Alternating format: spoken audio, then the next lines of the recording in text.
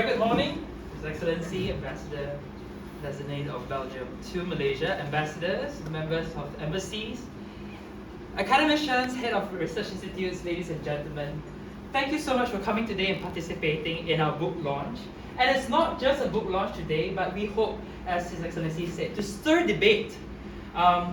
Well, Dr. Razak said we are controversial economists, but we hope to steer away from the controversy and to stir as much debate as we can on urban poverty. Because it's not just our ideas that should dominate the intellectual space that we have in Malaysia, but we hope to stir much more academicians to research for themselves on urban poverty too, as what we have done in the past 2 years, to discover more how we can improve the situation for our urban poor in Malaysia, and hopefully the recommendations that we have can be replicated in also other developing countries across the world. So I'm just going to share a few points from this book. Today is my first time holding the book actually, and I didn't know it's so thin. It was over 120 pages of blood, sweat and tears. But it's good, it's easy reading, it's not too hard to finish a book in a few days. But hopefully, I'm on the mathematics side, statistics side, so I hope the graphs and the numbers do not bore you. But I hope it paints a picture, because numbers show us what is the real situation that we're facing. But hopefully the numbers are correctly measured. Yeah, so a few points that I will share from part 1 of this book on assessing urban poverty in Malaysia. First of all, to highlight that the urban poor has really bore the brunt of the pandemic, much more, I would say, compared to their rural counterparts. Why? During the pandemic, there were quite a lot of aggressive containment measures, especially seen in metropolitan areas, and this was very essential to prevent the spread in crowded areas, especially in 2020, 2021. Strict limits on travel had hindered human mobility, and this resulted in widespread closures of commerce, and this impacted informal activity, especially informal sector activity, which a lot of the urban poor depend on, unfortunately. Now, why is this so important? Bank Negara Malaysia once revealed a statistic that 1 in 3 Malaysians can only cover at most 1 week worth of expenses if they lose their income source. Now, we had movement restrictions in 2020 itself for not just 1 week, but it stretched on 2 weeks, 2 weeks, another 2 weeks, and it ended up with having 3 months in 2020. Later on, it continued on to 2021, a few more months, and we saw no end to the side of it, movement restrictions, and definitely the urban poor were impacted.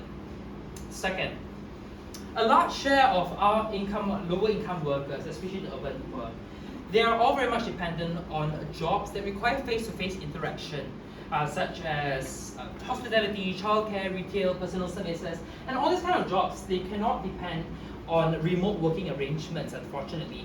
So many of them either had to decrease their working hours, some of them had to, they suffered from time-related underemployment, and others lost their jobs. Substantial reduction of salaries and wages was also the effect of this. Not only that, a third issue that plagued the urban and not the rural when it comes to urban food insecurity. Now, we saw during the pandemic there were a lot of logistical challenges, transportation issues that prevented agricultural rural produce from being transported to urban areas. And in rural areas, you can have large-scale plantation, you can have land, your own private homeland to plant your own fruits and vegetables. That's for your own subsistence, but not for urban folks, unfortunately. A final reason was due to cramped quarters in low-cost housing projects, or what we know in Malaysia as Project Perumahan Rakyat, PPR. This made quarantine almost impossible, especially if one member of the family contracts COVID, it spreads very fast to the neighborhood, to the other neighbors and family members. So issues like this showed how important it is for us to research on urban poverty and not just rural poverty. As evidence of how the impact was on the urban folks, salaries and wages decreased 9.3% in urban areas in 2020 as compared to 5.5% in rural areas. Not only that, the Ministry of Federal Territories released statistics saying that hardcore poor households increased by a large, alarming 269% in 2021, from 1048 in 2019 to 3,865 households. Now this is across the board. Unfortunately, a lot of data is still not available yet. So with whatever data we could, we compiled it and published it in this book. Now moving on to a bit more that I want to highlight from the book, and I hope you read it, and because it's all given free to all of us. So there's a lot more information in the book, but I'll just highlight just a few key other key points.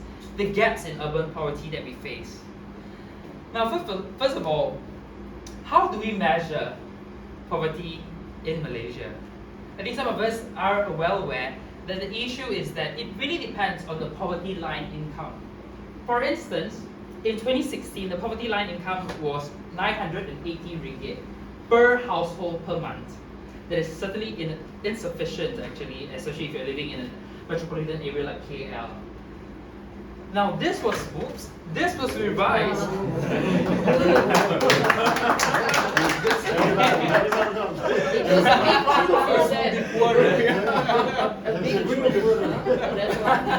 Sorry, no special effects were added, yeah?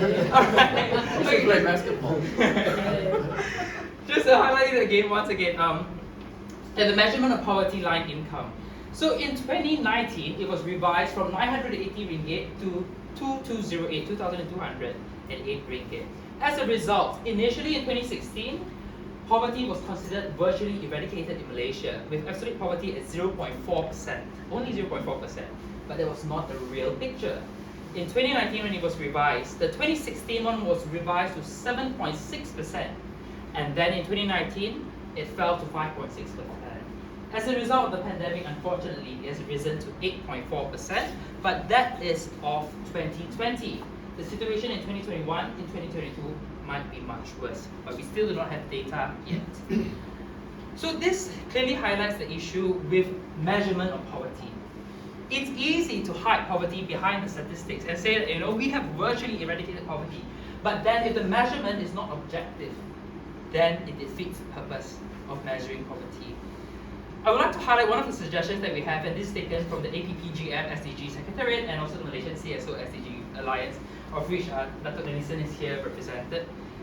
Their team proposed that the alternative would be to use the guideline, the threshold in OECD countries, which is 60% of the median income as the PLI. And for Malaysia, that would be 3,524 per month, slightly higher. The good news is that in 2023, the poverty line income will be revised once again to reflect the current price increases in food and also the cost of living. So this is something that we look forward to in the year 2023, to objectively understand what is the situation that we're facing when it comes to urban poverty.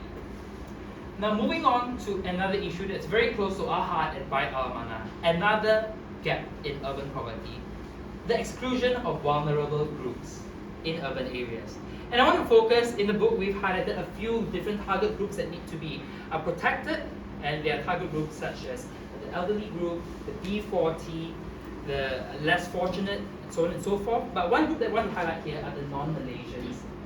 So in Malaysia, we have about 2 million documented migrant workers, estimated 2 to 4 million undocumented migrant workers, 12,400 stateless people in West Malaysia alone.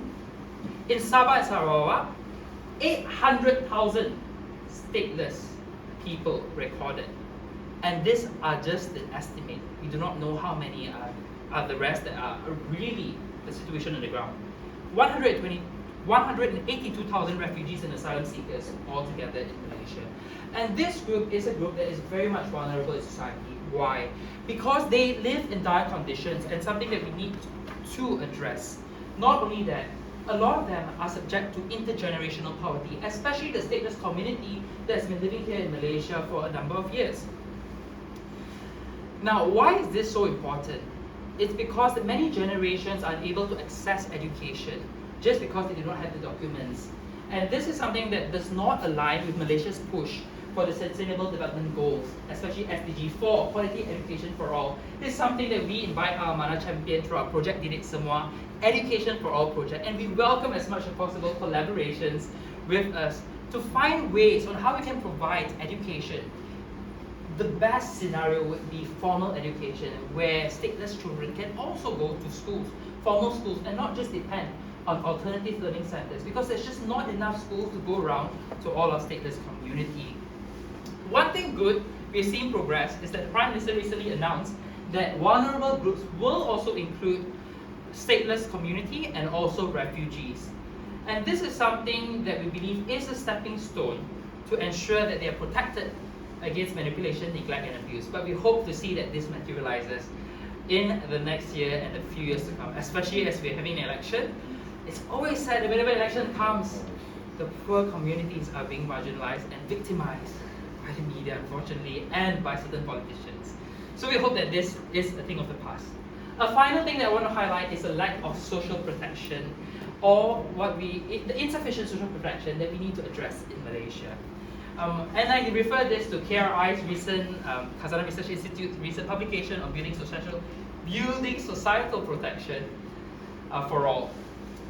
There are several gaps in the overall coverage, fragmented, overlapping programs, and this has not just happened during the pandemic, but during the pandemic we saw how our umbrella of social protection is actually filled with quite a bit of holes, and many of them are not protected, unfortunately. So what we suggested in our book is that there needs to be a new paradigm to look beyond the short-term buffers, rather than and look towards long-term sustainable protection.